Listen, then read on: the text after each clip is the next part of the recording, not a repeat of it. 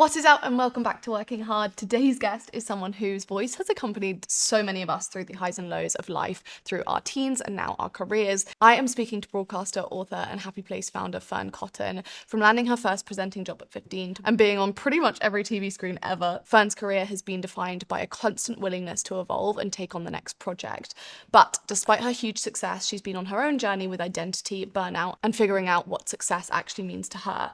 As you know, this podcast is all about having conversations in a frank, open way and having conversations that we don't actually see that often, especially not from people who are this successful and in this type of area of the media. And what I really wanted with this episode was to have some of those difficult conversations around things that I know both myself and Fearne have struggled with.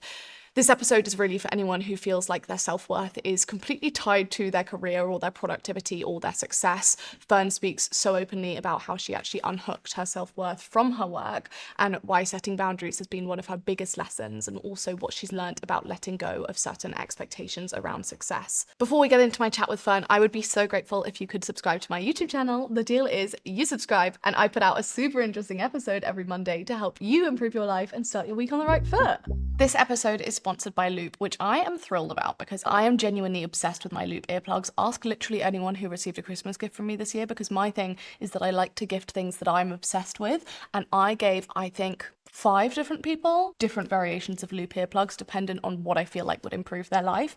I keep a pair of Loop Engage in my handbag, a pair of Loop Dream by my bed, and also my travel wash bag, because if I forget that for an overnight flight, I will scream. I basically need a pair on me at all times. They are the only earplugs that I have found that actually work at filtering out the noise in a way that keeps me locked in if I'm in a busy cafe and want like the buzz and people around so I get to work, but without the actual distractions, because I'm the type of person who zooms into every conversation around me like a podcast. These are the Dream ones I use for sleeping. I have the lilac ones and I have the black ones. As I said, I have 2 pairs and I keep one on my bedside table and I keep the other one in my travel wash bag because I'm not going anywhere without it. I use them for sleeping and they are super flexible, which makes them extra comfortable whether you're a side sleeper or a back sleeper. I'm a side sleeper, so I'm super sensitive to any earplugs that are like very hard. They also keep me fast asleep if I'm on a long haul flight, which is quite frankly a miracle. And as someone with strangely shaped ears, they also actually come with different size ear tips to make sure that they fit well. And also I keep them in this case which it comes with, which means that I don't lose them, because a girl has been known to lose earplugs. I am genuinely such a fan of the brand. I could go on about them for hours. I have spoken about them on TikTok before in terms of my sleep hygiene,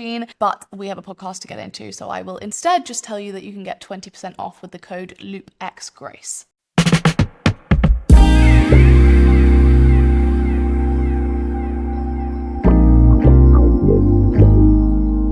Fearne Cotton, are you currently more working hard or hardly working? It's a really tricky one to answer, but I think I'm working hard, but parts of it feel like I'm not working at all. And that's because I've managed to integrate loves and I guess even hobbies into my working life now. So I'm working, but it feels fun and at times liberating, and I'm learning, which I love. Learning never feels like work to me. Yeah, no, I love that. And I do feel like the more and more I ask that question, the more I realise I'm like, well, I guess the aim is to be working hard, but to feel like you're hardly working.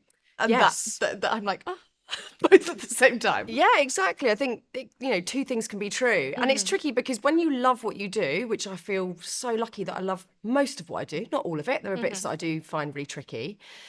It's hard then to go to bed and not be thinking about it as you fall asleep, or when you're, sat waiting for the kids to come out of school, that you very rarely have that empty headspace where you can, daydream about something or just think about nothing. I'm constantly trying to work out what's next. How can I do this better? So I think that's the bit that sometimes feels like hard work, because I'm not giving myself enough space often to think outside of work. Right. But saying that, I still feel incredibly lucky and privileged that I love what I do. We always talk about the benefits of loving what you do. I think that you've obviously touched briefly there on some of the downfalls of loving what you do and how that kind of can infiltrate into every single part of your life. And I want to come on to speak about that because I think that when you love what you do, you tend to over-index on thinking about and spending time working, which is hugely profitable in a way because you're able to benefit off that and you're able to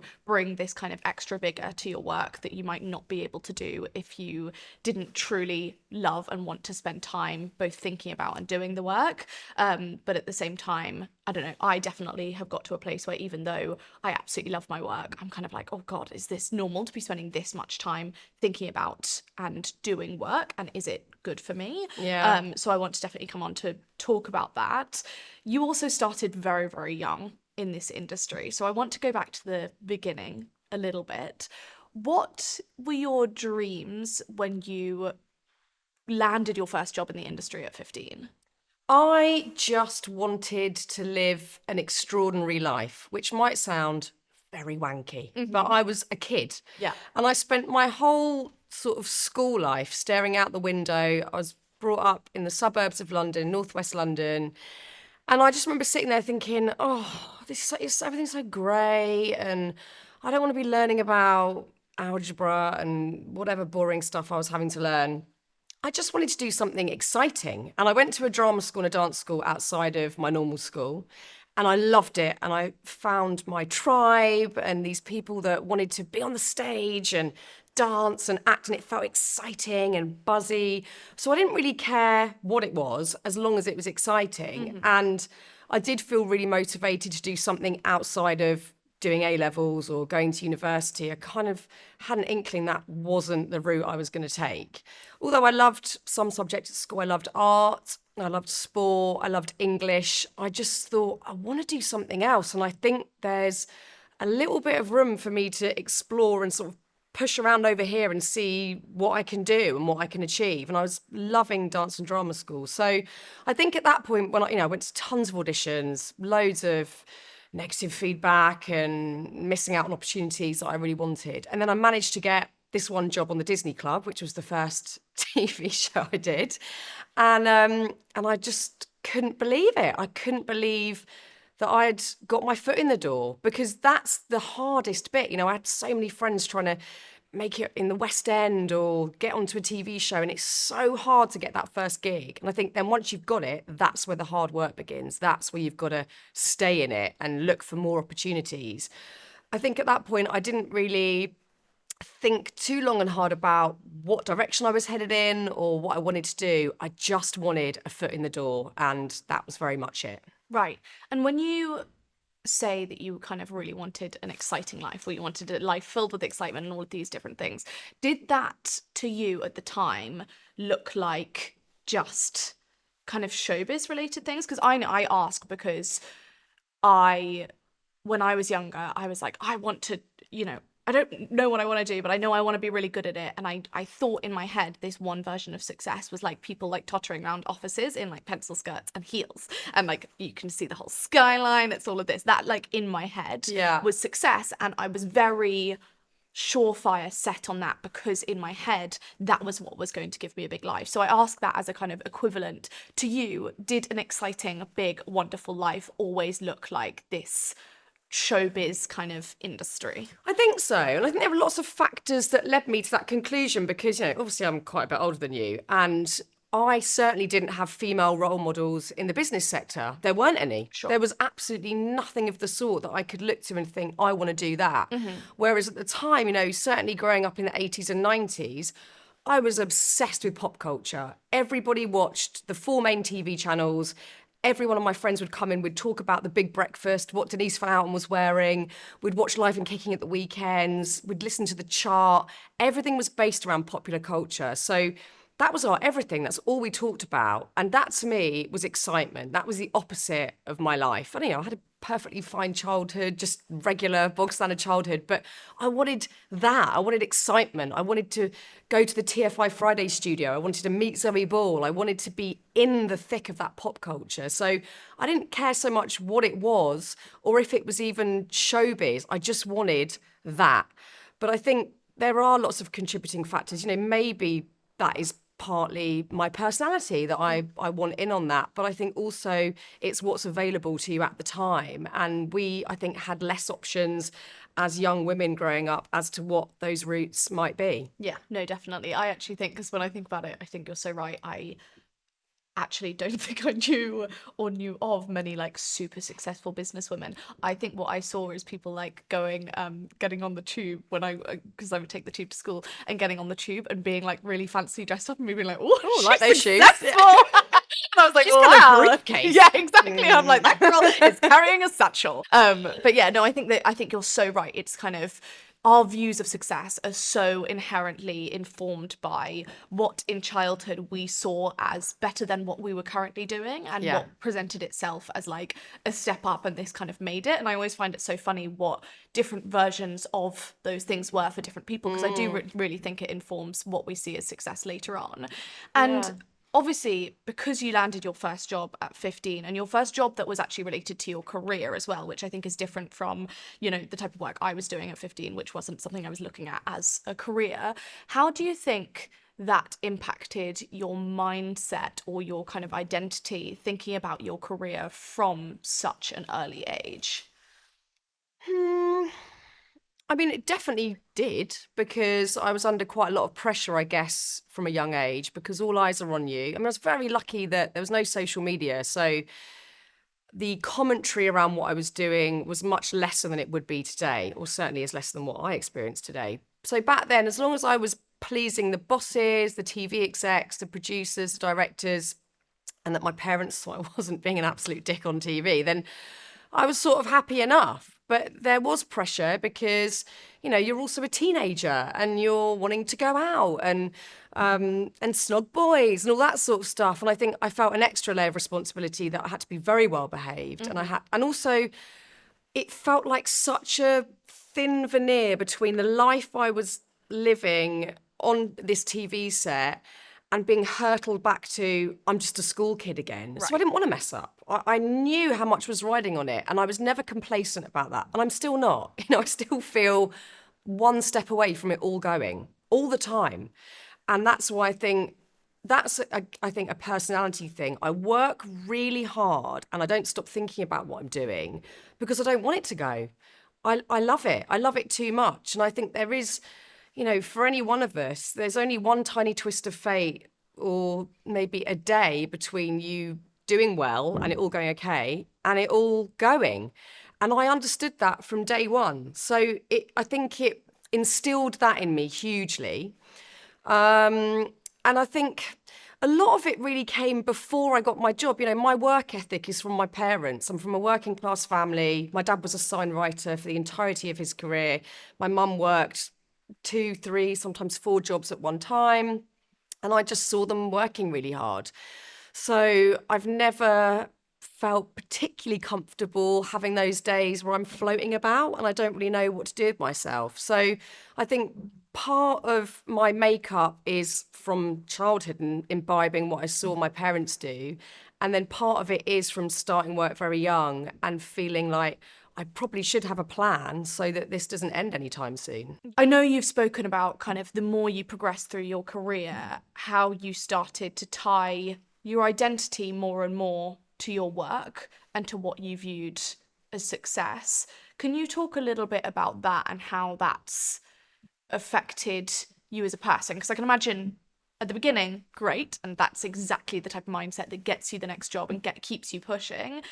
At the same time, I can imagine there's a bit of a wall when it comes to like, you know, well, now I'm having to keep pushing all the time and I'm feeling a little bit like, where does this end? Yeah, I mean, I'm still figuring that out now, if I'm really honest with you. I probably tie way too much of my self-worth to achieving things and doing things well, or certainly to the best of my ability. But I think there's this weird secondary layer with my career, certainly when, probably my old career more so than the one I'm in now. But when you're a TV presenter, specifically, it's all about being liked. So I became subconsciously, I'd say, obsessed with how likable I was, because if I wasn't likable, I didn't have a job. So that's a big problem. If you are, for a minute, a little bit cringy, or you say something that's a little bit off, that isn't just, like in a regular setting. Oh God, that was a bit embarrassing, but I'll move on from it. It's a matter of your survival in the career. So I had this really strange, and probably still do to some extent, relationship with being liked, which is 80% of being a presenter. You've got to have the skill set and be good at it. But to be a TV or radio presenter, you've got to be likable. And when you start overthinking that becomes very problematic, because what does it mean? It's so nebulous and hard to pin down what it is to be likable. And a lot of my self-esteem was attached to that. So, I guess in my late 20s, early 30s, when I started to rethink everything and I was having a patch of bad mental health, that was one of the things that was really highlighted for me, how much weight I was putting on that.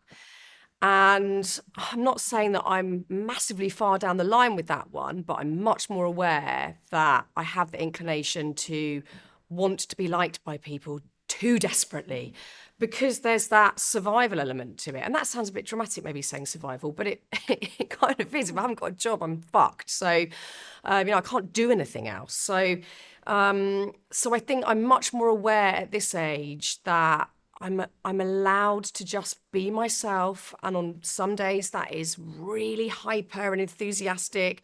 Other days I'm pretty chilled out and quiet, and I'm going to turn up like that. And that's okay. And I don't have to force my personality on people so that they like me. So I think it's become more about that than it has achievement, really, is how likable I am. And as I said, at the age of nearly 44, I am still unpicking that one now. Yeah, I think that's so interesting. I think that it's very important you speak about that. I also think that to some extent, as much as it will have been amplified so much in your career, because as you say, it's a lot of like, is anyone going to sit there for an hour watching someone that they really can't stand? Like, that it's a big part of the presenting side of the career. At the same time, I also think there are parallels here between what women face a lot of the time across all different aspects, because we know, there have been literal studies done that show that likability in women, decreases as you get more successful. So if you asked a group of women if they liked someone, that's going to go down the more successful that woman is, just statistically.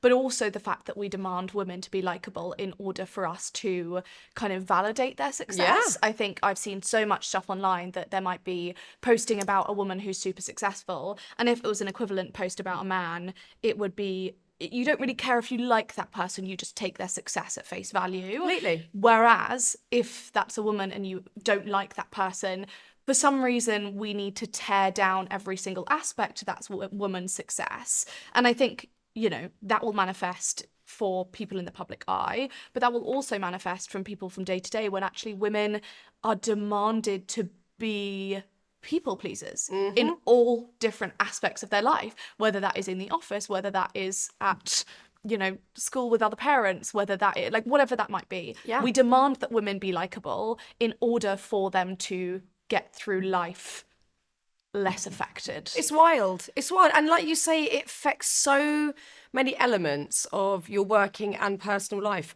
whether it is not setting very clear boundaries for people because you don't want to be seen as a bitch. Oh my God, or delegating. Oh my God, she told me to do something. You would never question it if it was a male boss. And I've experienced this, from male and female bosses, and even my own sense of judgment when you have to sort of check yourself. And also I think it stops when I look at either other people doing what I do today or similar vein of work to you, I think it stops women talking about really practical matters like money. We're not allowed to talk about money publicly, or striving for success, or even really ambition. I'm not shy in saying that I'm hugely ambitious, massively. And I don't think people like to hear that from women. If it was a man, they'd go, yeah, good on him. Like, what's he going to do next? For women, it's like, oh, get you. Who do you think you are, being ambitious? Or, certainly the money conversation, it's really tricky. Whereas I'll read articles about other podcasters or entrepreneurs and sort of celebrating their success. Wow, how did they reach that? How did they succeed in that? It's so systemic and broad, and, I don't think any of us can change it anytime soon. I bloody hope we can, and I'm sure the next generation of young women will massively help in doing so. But it's a huge historic problem that dates hundreds of years back. So it's so interesting in the work sector that it's holding so many women back still massively. Yeah, it's so funny that you say that. I think the money thing is one in particular. I was listening the other day to Shameless podcast, and they were talking about the fact that they get a lot of inbound from press because they've got this amazing media company, and they get a lot of inbound from press being like, you've got all these different successful podcasts, how much are you actually making? Like, what's the business doing? Can we do a profile on you? And they have to decline a lot of these profiles because the positioning then of successful women doing this company becomes less, well, this wasn't what they said, this is what I've read between the lines, but becomes less enjoyable to consume their success when actually we know, oh, you're making millions off this. Yeah. And it's a British thing too. 100%. I think we love the underdog who's kind of not doing great. And then when people start doing well, we're like, sorry, who do you think you are? Right. It's so awful. So you've had this added layer of both needing to be likable as a woman, as a presenter, Yeah. wanting to be ambitious and wanting to get to the next level, but not being able to be too ambitious or vocal about that ambition because it makes you less likable, which leads to less success. Very complex. Can imagine there's a lot of, I don't think I should be your therapist in this because I don't think I would actually help. But do you think then that you've sometimes in different areas of your career, or I don't know, maybe in press, whatever it might be, that you've had to be careful about celebrating your success or playing down your success in order to keep that likability? Yeah, I mean, yes, I don't think I even have to try to play it down. I very rarely celebrate anything I do, which I know is sad. You know, I wish I took time to celebrate little milestones more, but I don't. And that is kind of a little evil mental trip up that I have, where when I've been through shit things, when I've had, you know, the rug pulled from under me, or I've been through tough times, I think the more that happens, sadly, the less frequently you'll celebrate moments where things are going well because you're not trusting of it. And I say that knowing that that's not right. You know, I go to therapy every week. I'm going straight after this, actually, not because of you. Just because I'll give you lots to unpack. Just because it's a Wednesday, and that's my therapy day.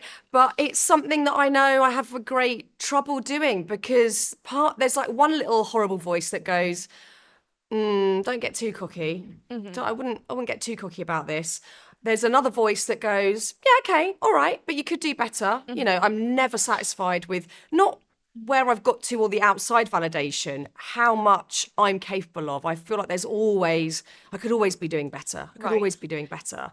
And I think also some of it is because I'm untrusting of that being real, or I think something awful is going to happen afterwards. So, you know, that's more of a psychological thing rather than it being anything about being a woman in business. I think it's just, you know, that's just my own pitfalls from having had some rough times. Yeah, no, absolutely. And so how, since kind of recognizing this tie between work and your identity and your kind of self-worth or self-esteem, how have you started to undo that? Because obviously you're still doing big things and you're still reaching new levels of success, and that's fantastic. And I think that it's important to see that doing self-work, especially when it comes to not tying identity and work together, it doesn't need to be about stopping being successful. No. I'd love to hear from you, particularly because, you know, this is part of my journey too. How have you started to unpack that and still reach for success whilst not making your self-worth entirely dependent on that? I think becoming a mum in the most cliche way has helped without really any thought or effort, because my priorities are different and I get such enjoyment, satisfaction, and I'm learning constantly through parenting. You know, it's relentless in the best way and the most challenging ways. So I think I've started to put much more focus on that. Certainly, you know, one of my kids is about to become a teenager, which is just wild to me. And that's a whole other set of learning for me. And I'm really enjoying discovering who I am through that. And it just turns the mirror back to you constantly parenting. So I think that's shifted my focus a lot because it's, you know, more important than work. And I think it's also changed the flavour of ambition that I have around work. Before, it was in a very basic way, all about numbers. So it was, when I was a presenter, how many people watch the TV show? How many TV shows am I doing? How many meetings have I taken this month about the TV shows I could be doing? And it was just about bigger, better, more noise. And it's not about that for me now, mainly because, you know, I reached a lot of the highs that I wanted to. I hosted the biggest radio show, well, one of the biggest radio shows on Radio 1, the biggest music show on Radio 1 for years and years and years. Couldn't have been more listened to, couldn't have had any bigger pop artists and bands on there. What, did I feel better about myself because of that? No. Of course didn't. Absolutely not. So I learned that lesson the hard way. So now ambition is less about any numbers. It's not about podcast listens. You know, obviously it's always nice. You want people to listen so you can keep doing it. But it's not, I don't need to be the biggest podcast in the world. I don't need to have the biggest brand on the planet. What I want to do is know that I am learning and getting better every time I do something. So we've done how many episodes of Happy Place? We've been going for 7 years. I bloody well hope that every time I sit down with a guest, I do a better job than I did the week before. And that to me is success. That is progress. I'm learning. And also I think it's about flexibility. I'm not set in stone anymore. I used to just think, how can I be like Ant and Dec? And that was the only route. It was that route. And that was the end result. Now there's no end result. I don't know where I'm going with this. I haven't got a clue. And it's not about being the biggest of anything. It's just about learning and going, oh God, I've walked down this. I didn't know I was going to go and do this over here. This seems fun. I wasn't expecting this. And every time you do something new, you become a slightly different version of yourself, or you peel back more layers and go, God, I didn't know this was inside. I didn't know that I had this in me. I didn't know that I could learn this, or I could give this a try. You know, I want to constantly be changing, challenging myself, and feeling like I'm on my toes. I don't want to get complacent. I don't want to rest on my laurels. So success feels like that, rather than I must be the best and whatever it takes, and, you know, slowly withering away because you're pushing yourself every day. It's kind of, someone said to me the other day something really interesting about looking at the difference between power, and I don't mean power in an ego-y way. I mean in just like you're feeling empowered versus force. And I think so much of the workplace, because of, you know, it used to be incredibly male orientated. It was all about force. Next, what are we doing now? What's next week? What's next year? Projections, it's force, it's pushing.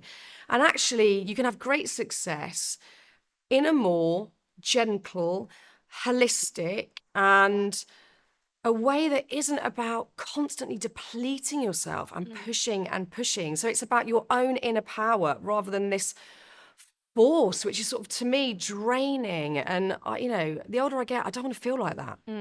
It's so true, because I think that a few years ago, if you told me essentially what you were saying there, which is I've changed the metrics of success from just views and numbers and kind of accolades and stamps of success to learning, improving, exploring, you know, widening the breadth of what I'm doing and actually enjoying that, all of those things, I would have still listened to that and been like, that's lovely. Yeah, that's cute. How Just cute of being you. totally honest, I would be like, Adorable. oh, you know, Sounds lovely. and it's so So cute. but like, it's so funny because I'm actually at that stage now where I'm like, okay, address the fact that you've been in this career for 10 or so years, and the more and more you do, and the more you start, and the more awards you get or stamps of this, it doesn't actually make you feel better about yourself. It doesn't add to your self-worth. It doesn't add to your perception of self, any of those things. It may well even take away, because it kind of opens up this, what could I total be doing? And looking at that and being like, sure, so can we start to measure things by like, did you enjoy today? Yes. Could you set next week up more in a way that would enjoy it? So what are those things? What things give you energy and what things drain you? Things that give me energy, meetings. Things that drain me, spending 7 hours straight at my laptop trying to get through things, even though I think it energizes me because I love getting things done. Just like really getting to grips with those things, I think has made the biggest difference in my career and my happiness and my sense of self and my sense of self-worth. At the same time, I do really think that until you're ready to hear that, you're never going to hear that. No. I think there are going to be so many people who listen to this podcast, like I would have been a few years ago, that would have just, as I said, just been like, that's lovely.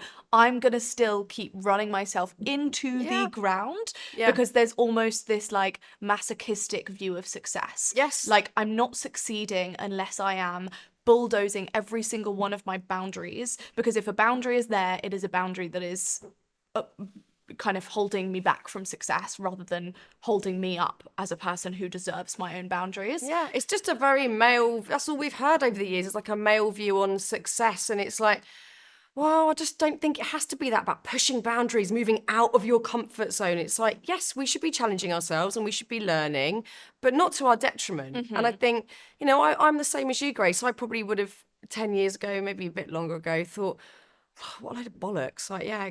Or I would have looked at successful people and gone, well, it's all right for you because you've done it and now you can step back.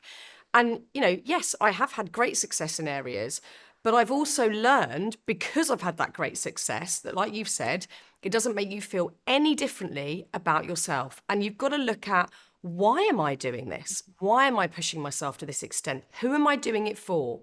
Am I doing it to prove to other people that I'm important? Am I doing it so other people respect me? Am I doing it because I got bullied at school or because one of my parents doesn't believe in me? I'm not talking about me now, but just generally. You've got to look at all of those things and then actually know that your success won't fix any of that. The only thing that will fix it, or I don't really like the word fix, that will help you to ease those feelings is having a little look inside yourself and going, God, I do feel like shit today, or I do feel really not very confident today. And actually winning an award, being the biggest and best of whatever, that won't do it. It will not do it. I've tried. I've tested the theory for you. You don't need to bother. It doesn't work. Be ambitious because it lights you up. It makes you feel excited. You jump out of bed in the morning, but don't do it because you think it's going to fix all your problems, because it won't. Yeah, no, I totally agree with that. And I wish I had actually internalized it earlier. So if there's any chance that anyone's listening who could actually benefit from that without hitting an actual wall, would love you to try. Because I didn't manage that. And make room to have fun. I'd probably say like a decade where I totally actively deprived myself of fun, became a martyr. I just thought I had to do everything for everyone and work so hard and make sure that everybody I was working with felt, loved and valued, and I just pushed myself so much and I left no room for anything. And I was parenting, so obviously, I still am, but I really try and make much more room just for a bit of fun and silliness without any achievement at the end of the day other than I've had a nice time. Yeah. And I'll let myself sit on the sofa with a duvet when the kids have gone to bed and watch absolute bullshit on the telly and not feel like, well, I should be watching something educational to, enlighten myself. No, just like enjoy yourself a bit as well, because life's bloody short. And, I want to get to hopefully an old age and look back. And I know I'm not going to go, well, I'm so glad I worked myself to the bone there. I'm going to look back and think, oh my God, remember that time I laughed until I cried? Remember that time I was out with my girlfriends and we were being so stupid and had the most fun? That's the stuff we're going to remember, not how many bloody podcast listeners we had or how many awards we won. We're not going to give a shit about that stuff. Yeah, and it shows, because each time that happens, if you're not at a place where you're solving this identity, self-worth kind of work conversation, because you get something and you're not thinking about it 5 minutes later, and that's a bad sign. You're on to the next thing. Yeah. There's always another level up that you can take. Always. Yeah. And we've spoken before actually about how with so many different projects you've done, ones that you think are going to be a surefire success sometimes flop, and ones that you aren't so sure about sometimes will change your life. How have you dealt with that, and how do you think about that moving forwards? Because I think that obviously so much of your career has been trying new things and trying your hand at different parts of different industries, but also loving something and it not working is really hard. It's horrible. It's horrible. Oh, I've wept, I've cried, I've had tantrums, I've done all the stuff that everybody does. You know, I'm not going to pretend that I'm this super robust person that's gone, oh well, gave it a try. I loved it. I'm and sad you didn't. I loved it. And that's what counts. No, it's really sad and disappointing. I'm a and piece of shit. I hate myself now. I must be a worthless piece of shit. Of course, you know, I've had books that I've thought would be the biggest book I've ever written and they've been middling. And then books that I've thought, oh, that'll do. And they've done really, really well. You know, you can never gauge it. It's so weird. And then I've had whole projects, or even if I look back at my presenting career, you know, I was so dead set on being a presenter and the best one I could. And I knew I was competent at presenting. So when I didn't get gigs, when I missed out to even, you know, great friends of mine, I'd be absolutely gutted. And I would go away and think, there's got to be something wrong with me. I must be weird, or there's something that people are seeing when they're watching the TV that's putting them off. And I would question everything about my personality and get myself into a right hole about it. You know, and probably haven't dealt much better with it these days when things don't go well. You know, it doesn't stop me from trying, but I think being disappointed is all part of it. And I don't think you can mitigate that. I think if you want to try new things, get ready to massively fuck up, because it will happen. Every successful person that we know of has tried something and it's gone massively wrong. And I haven't got any surefire way of dealing with disappointment or failure. It feels bloody horrible. You can easily spiral into self-loathing, which I do all the time still now. And then at some point you start to pick yourself back up again, depending on who you've got around you and maybe how many tough things you've been through before and if you've built up a bit of resilience, and then you can hopefully pick yourself back up. But, you know, there's no harm in, you know, falling to your knees a bit and having a good old cry and feeling disappointed. It's, you know, we're not robots, we're humans. And I think you've got to really feel it to be able to move past it. It's funny because I think your industry is one of those ones that doesn't actually allow you to partake in the industry unless you're willing to see yourself fail. Yeah. Because you might have had, I don't know, say your Radio 1 job. That doesn't guarantee that your next job is going to be bigger and better, nor the next one, nor the next one.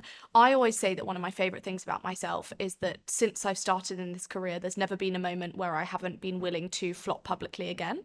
Like, I've, you know, started so many new things, and I kind of have been happy with the fact that even if I start something and it hasn't worked, I like the fact that I'm willing to keep starting new things. Your career is one where you really don't have the choice. You have to just keep going for new things, and you have to, I'm sure, have some articles that come out that go, you know, Fearne Cotton passed over for this job, which actually a lot of other industries don't and have. worse. Oh God, I've had all sorts of terrible shit written about me. I can imagine. Like, as in, it's just horrendous. But what would you then advise someone who's listening to this, who their industry isn't one where they have to really put out the next thing over and over and over, or go for the next thing and publicly potentially fail? What advice would you give them about feeling kind of fearless about putting their work out into the world, even when there is a chance that it will flop? People that we see succeeding have had, for whatever reason, that moment of courage to put themselves out there or their work out there, whether it's art, writing. You know, I have a lot of people asking me on Instagram even, you know, about poetry, because we've had several poets on the podcast and they want to share their poetry desperately, but they're so nervous because they feel it's so exposing. The only difference between someone that's, you know, has their poetry read and someone that hasn't is they've dared to put it out there. And it feels so exposing, and you feel so vulnerable putting yourself out there or your work out there or giving something new a try.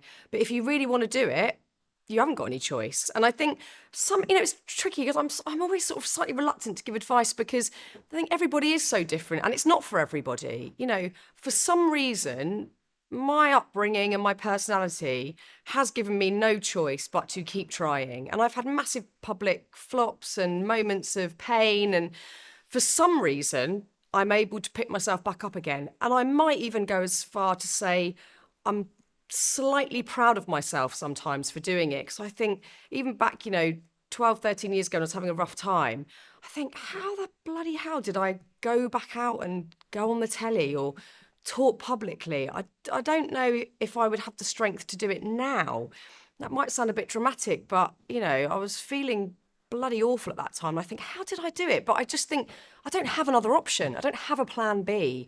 I want to, give my kids as nice life as I can, and I don't want to struggle too much myself. So I've got to pick myself back up and put myself back out there, whether people ridicule me, mock me, don't like me, ignore me, maybe even worse. I don't know. But I'll give it a try. And I think that's down to my personality. And some people won't have that in their makeup. They don't want to. They don't want to put themselves out there. I maybe shouldn't talk about my brother because he lives a very private life, but I'll use him as a great example. He's someone that does not want to put himself out there. I massively respect that. Sometimes I post pictures of him on Instagram and I think probably should have asked Jamie if that was okay, because he's not that guy. He doesn't want to put himself out there. And he leads a very successful and brilliant life. It's just very different to mine. So I think it's not for everyone. If you feel like you're in the mindset, you can put yourself out there and you can take it, give it a go. If you think that that's going to be too hard for you, heartbreaking for you, maybe it's not right. Yeah. And I also think that there are certain opportunities or ideas or businesses, whatever it might be, that come up that you physically feel like, do you know what, I would rather... The inclination to try this is too heavy versus the fear of failure. And I think sometimes that's a good kind of thermostat or barometer in terms of whether that's whether it's something that you should be doing. Because if there's something that you can't stop thinking about, the only guarantee that it's going to fail is you not actually trying. Doing like it. you not actually putting that out there. Yeah. And I think that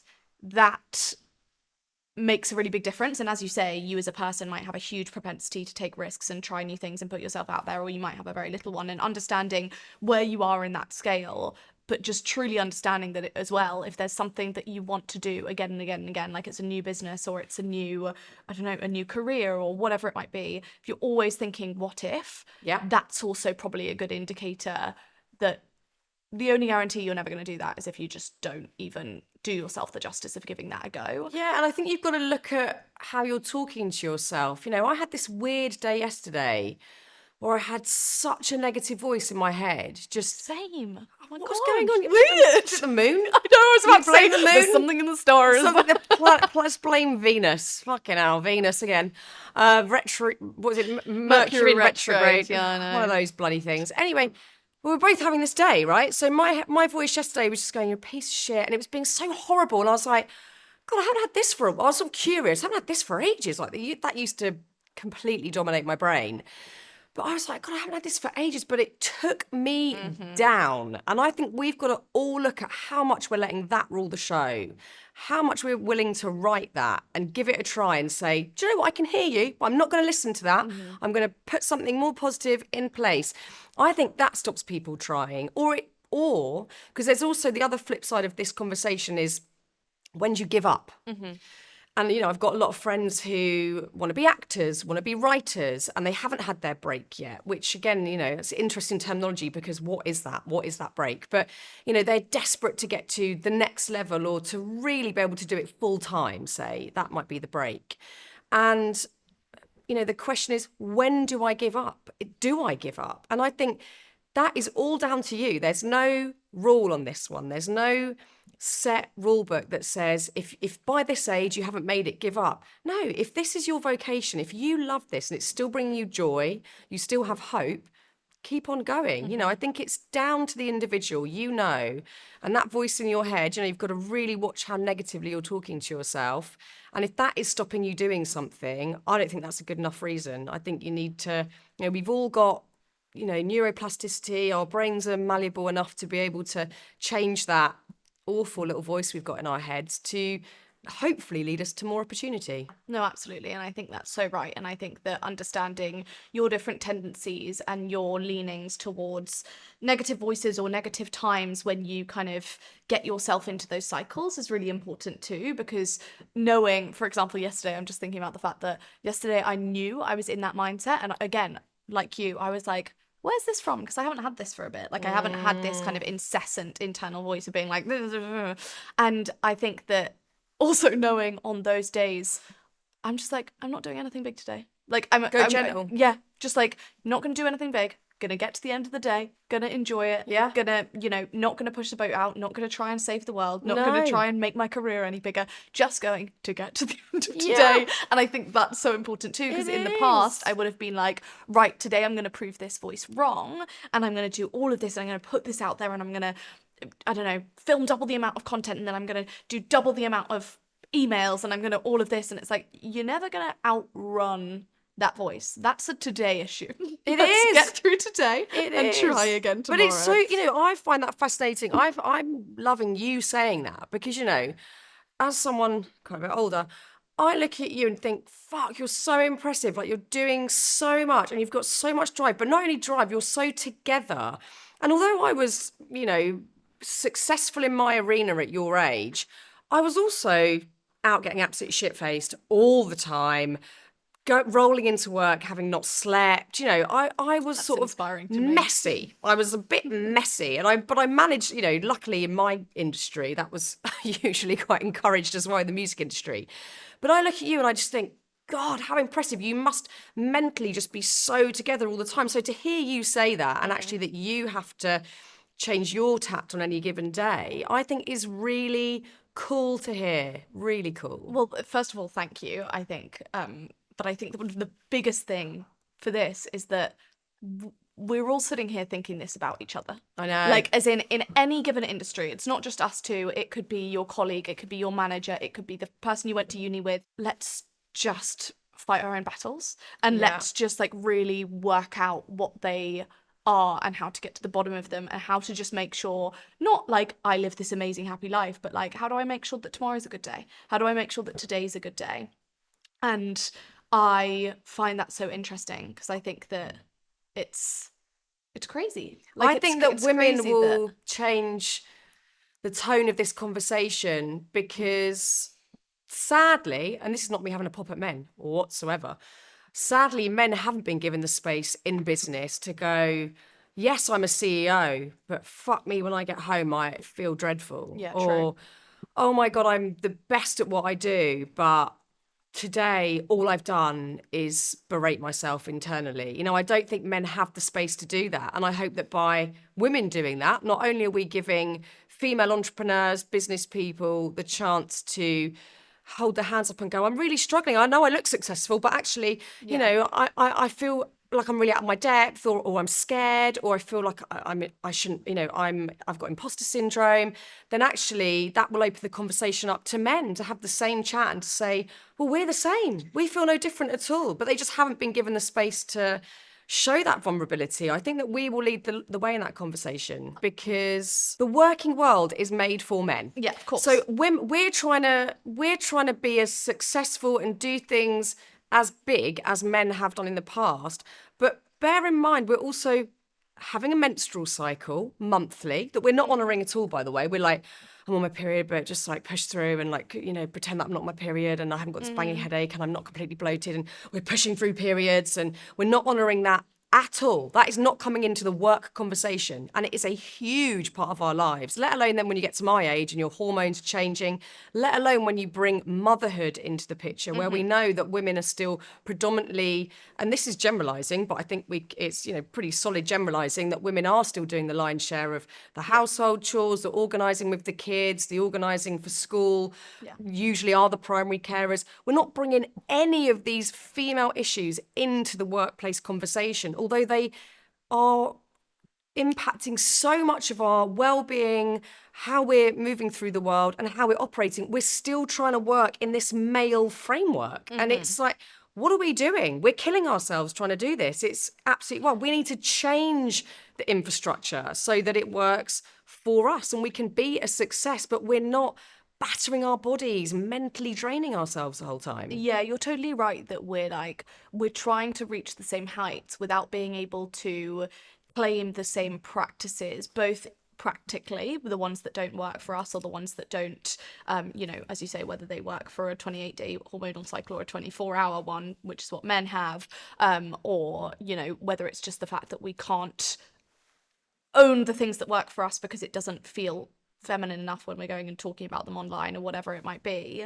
But also it's just yeah, I think you're totally right that we will be the ones to redefine this conversation because we've been able to speak about it, just as we haven't been able to speak about the more masculine things without getting cancelled Yeah. for, you know, I don't know. And I agree with you. this is probably, I don't know, maybe I'll kick myself for saying this.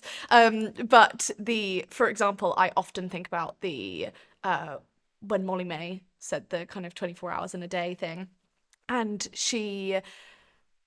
I just think that whatever you think about that, so many men have said the exact same thing on exactly the same podcast or similar podcast or whatever, and it's never been a problem. But it's a problem because women are the ones fighting the battles of wider society, and whether you think that that is correct or incorrect, it's us who has to rectify what should be the way we speak about things. But then we allow men to be in their own lane talking about what works for them, and we don't need them to qualify their success or their routine or whatever it might be because it's what works for them. And we're just like, yeah, well, they're successful, so what? And actually we don't apply that same thing to women. And it's women judging other women, by the way. Like, this is not men who would have a pop at you for saying that. This is women, because we've all been conditioned to believe that there are certain places for women in the workplace or in society and what we can and can't talk about. So I think, you know, it's still the patriarchy leading it, but I think this conversation, I think women will lead it, and I think men will benefit from it, which is brilliant. We'll all benefit from it, from working in a way that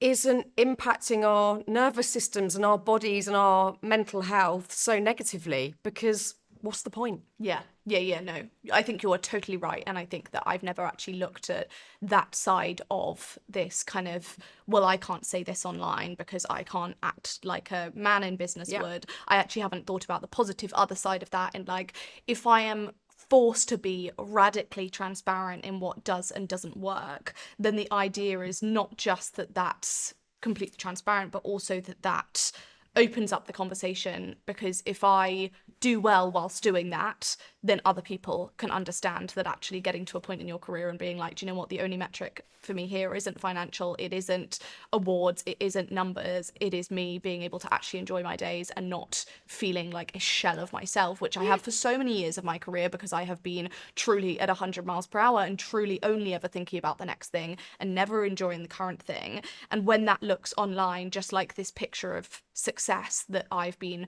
very happy to portray, and at the same time me being completely and utterly burnt out and at the end of my tether, that's not actually helpful for anyone, because all that is doing is leading the next, you know, I remember times where I've been like the most burnt out I could possibly be, and it will be a week where I get double the amount of LinkedIn posts as usual about people being like, and this is what she's done, and like this and this and this and this, and I'm like, and she's a shell, and she's currently in bed, and she's currently not sure how she's going to get out of said bed. But you saying that is the important bit. You know, you can do that. If you have a period where you're a bit burnt out, you know, we all go through it, but I think being honest about it so people can look at their own expectations of themselves and actually know what the sacrifice is, because there's always a sacrifice. There always is. You know, you're not breezing through any of this. And I can sit here and be deeply impressed by what you're doing, but I also understand that it's not easy. And I think, you know, often people don't want to hear that either. They don't want to hear that, you know, you haven't got it easy because your life looks great and gorgeous. Why aren't you really happy all the time? Why aren't you completely satisfied all the time? Because we're human beings. We're really fucking complicated. It's not that easy. We could have a room full of people, and we've seen this happen with so many musicians or actors, screaming their name in adoration. They love them. They walk off stage. They feel like shit. That doesn't make them a bad person. That doesn't make them ungrateful. We're complicated humans with rich backgrounds that are very bloody complicated, that make things every day challenging. And I think, you know, we're all so different as well. We're trying to apply the same rules for everyone and same value systems for everyone. It doesn't work like that. And I think by you being really honest and just saying, yeah, I'm a big success, but also sometimes I'm absolutely burnt out, is really, really important. Yeah, and that's actually one of the only reasons at points where it's been so exhausting and I've been like, something's had to go, that I've been like, actually, there is no way the podcast is going, because that is specifically the area in which you're able to see different sides. Yeah. Like, you're able to see, if you've listened to all of these podcasts, like, you're definitely able to see the times I'm struggling more. You're definitely able to see these, like, you know, more of the sides of kind of the reality Yeah. of this type of thing. And I think that it's all relative. And I think when you say, why aren't you happy, or why aren't you satisfied, or any of those things, that's also compounding. I think anyone who is listening to this and is struggling with this type of thing, that's exactly what you are thinking on top of this. It's like, and on top of everything, why isn't this good enough for you? Yeah. And I think that we absolutely need to be kinder to ourselves in terms of all of these aspects. On this topic, I think this fits in pretty well with Happy Place and why you kind of started that. I think when I originally saw Happy Place, it was a good while ago, and it was definitely well before people in your position were kind of really starting their own things and putting their names on anything that wasn't necessarily tied to big broadcasting corporations or big networks or whatever it might be. What spurred you to start Happy Place, given the fact that other people weren't really doing similar things? I think I just knew what I was doing wasn't working for me. I think, you know, I'd been presenting from 15, 16, and at this point I was in my early 30s, so can't do maths, but a long time. And I'm not good with numbers at all. And I just thought, oh, what am I doing? You know, like, nothing made sense to me anymore. And I was constantly disappointed by myself, by the industry I was working in, which can be joyful, but can be really toxic, like many industries. And I knew it was battering my self-confidence, battering it to the point of no return. And I just thought, what the hell am I doing? And I was about to, well, at this point, I left radio when I was pregnant with my second child, because I knew I just needed a big shake up. I just thought someone else needs to do this job that is really hungry for it, and I need to start again. Just like, what am I doing? So I left radio, left all the TV stuff I was doing. I wasn't doing loads at that point, but I was doing Celebrity Juice and a couple of other bits and bobs. And I was really lost. I didn't know what I was going to do next. It wasn't like I thought, right, I'm going to leave and I'm going to start this whole like mental health well-being thing. I didn't have a clue what I was doing. The first sort of, I guess, Happy Place in its inception was a book that I wrote called Happy. And that book was, so I'll give it a try. I'll write about how I'm really feeling for once, because, well, I hadn't written anything at that point, but I'm going to talk about how I'm really feeling. Because when you're a presenter, there's no space to do any of that. You have to cheer everyone up. You know, you're talking to 5 million people every morning, and you've got to be bloody well happy and play that Little Mix song and talk about how great it is. And, you know, that's the job. And I loved that. But when you're really struggling, there's no room to say, like, I feel like shit today. You know, any of you lot feeling the same? Anyone else? You know, like, text in if you're feeling like a text bag in. of trash. I mean, we would have got, I'm sure, like a lot of engagement on that topic. But it's certainly not what you do in that area of the media. Still quite traditional. So I wrote this book called Happy, and I was terrified to put it out. I thought, oh, it'll probably go under the radar because it's just me waffling on about stuff. But have I said too much? You know, should I talk about me feeling this bad? And at this point, I'd been on antidepressants and I was just feeling really out of sorts. I was terrified. And that book seemed to resonate with people more than anything I'd ever done before.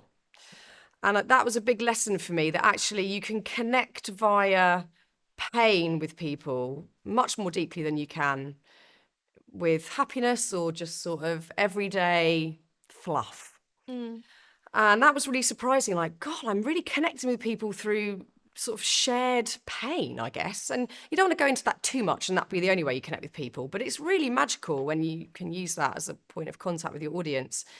So I thought, God, there must be something in this. And again, it was really slow. It wasn't like I went, let's do a podcast, let's do a festival. I guess after writing a couple more books, I wrote one about panic attacks and one about negative voices in your head. Around that sort of time, podcasting was starting to build momentum. You know, people had started long before me, but it certainly wasn't anywhere near where it's at now. And I thought, well, I love interviewing people. That's the part of the job I do love. So maybe I'll just start interviewing friends initially. and talk about life, very broadly, and maybe go into, niche areas of mental health if it comes up. And started doing that, and people really liked it. And again, I was totally surprised that it was hooking into the audience that I'd talked to on the radio and talked to on TV. And that very incrementally has built into us, having these festivals that we do every summer, and launched a marketplace this year, and we publish books now. And it's just very slowly, I'm not in a rush. It's a very slow burn, building out so we can hopefully talk about more subjects to more people in differing ways that suits everybody. And I'm constantly surprised by it, and constantly excited, constantly learning, and constantly challenged by it. Yeah, I really love that. And I love the fact that it was kind of something that wasn't going to run in the area of the industry you were in at the time. So even though you maybe didn't know it, you were kind of inventing that opportunity for yourself.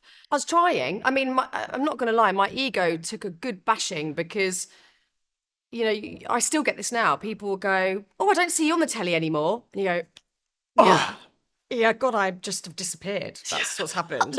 Whereas actually, I'm, in my eyes, I'm doing better than I've ever done. So yeah, started the podcast, initially just interviewing friends, didn't know where it was going to go. I mean, of course I didn't. I had no clue if people were going to like it. I had no clue, obviously, how the podcast world would move, which is the other exciting bit. You can start in an industry, but that's evolving at its own rate too. So that's been the most exciting thing, is being part of this whole wave of podcast popularity, me learning and the podcast evolving. I would hate to listen back to the first episode, because I'm sure it is a very different situation to the ones that I'm hopefully making now. And I hope that if I'm still doing it in 10 years, I'd look back at the one I did yesterday and think the same.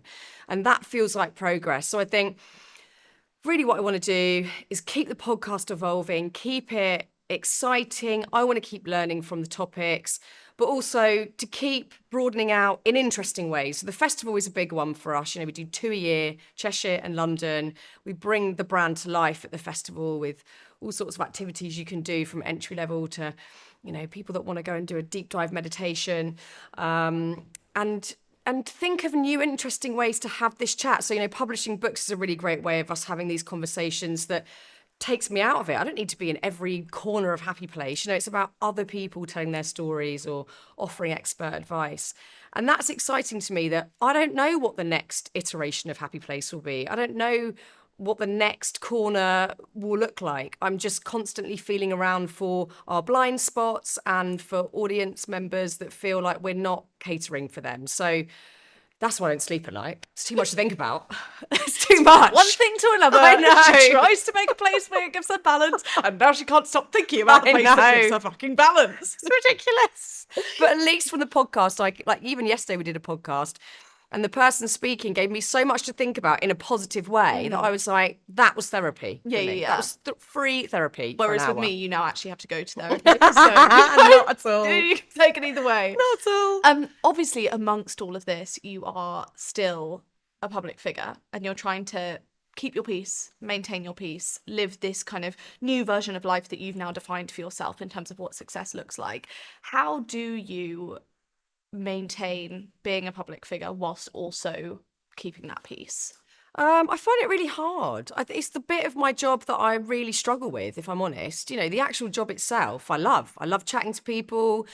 I love writing. I love the creative element more than anything. That really gets my juices going. But being in the public eye, I struggle with massively. And I think I always have.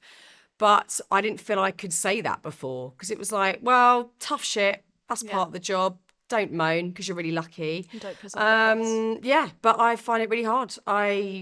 Who wants people slagging them off publicly? No one. Who likes people who don't know you having a real assumption about you and telling you exactly what that assumption is? No one. It is not fun. There is no fun to being in the public eye. It's, of course, a delight when someone comes up in the street and says, "Oh my God, that episode of the podcast, I cried," or this, that is all. I'm always going to give you a hug in the street and say, "God, thank you so much. You've made my day." That bit is lovely. All the rest of it being written about in the papers. I used to get papped, not anymore, too boring, but getting papped every day, fucking nightmare. people thinking they know you when they know nothing about you. They've made assumptions from Instagram and hearing you do a podcast. At home, I'm a different person.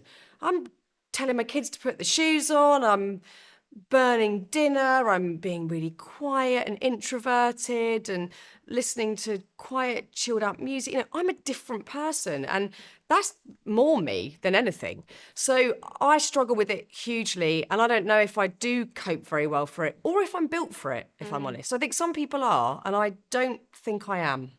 It's funny because I tried to stop, or I stopped earning mainly from social media because I know I'm a people pleaser to a fault, and I was like, I can't people please this many people. It's physically impossible. So that's why I kind of originally tried to pivot my career and change what I was relying on for my earnings. But I hear that so much in kind of what you're saying when it comes to like, is this good for me? And how can I make sure I am earning money and making a living and going towards the version of success that I want for myself, whilst also not getting deeper and deeper into these tendencies that I have that actually are not well suited to this part of the job. No. I protect myself in ways that I can. For instance, I could never go on a reality show or a Strictly or whatever, because for me, it'd be too exposing. I'd feel totally nerve rattled during the experience. The exposure of that would be too much for me to handle, and I wouldn't cope. So I don't do that sort of thing. And I'm sure they're really fun. I probably love Strictly. I love dancing. I'd probably love to go on Traitors or whatever. I'm not the sort of person that at this point could do that. So that is me protecting myself as much as I can. Which is such a good lesson as well in knowing your limits, because actually what someone might say to you is that's the best next step in your career. Yeah, of course. And there'll be an equivalent for every single person listening to this.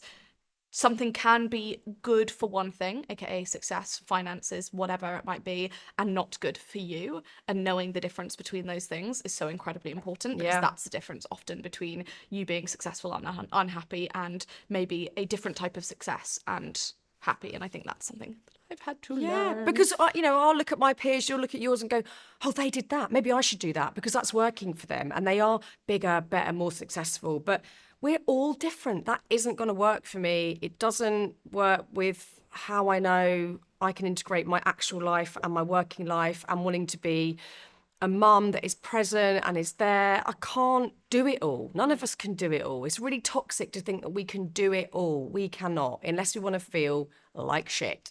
So be picky, be choosy, do what works for you. And that might mean that you're not quite as successful as you believe you should be in a traditional sense. Who cares? Go for happiness, or go for what lights you up. Some of my favourite days when I'm at home painting, for me, I am high as a kite. I am in a creative flow. And yes, I might post it on Instagram and get a little bit of a ego boost from that. But in the day when I'm actually painting, I couldn't be happier. And that is the most successful day for me. I love that. And to end, I'd love to know what the best piece of advice is that you've ever been given.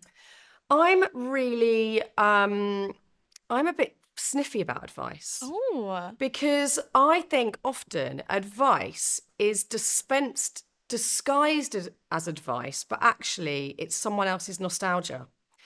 And I really learned this lesson when I had kids, because everyone goes, definitely don't do this and definitely do that. And, I remember when I did this and blah, blah. And I'm going, oh right, yeah, okay, I'm quite overwhelmed, but tell me more. And actually it's just them having a little reminisce and getting nostalgic. So I'm very cagey about what I take on advice-wise. Again, because we're all different. But I think so much advice is just wrapped up in other people's nostalgia. And actually I've learned all my biggest lessons from messing up.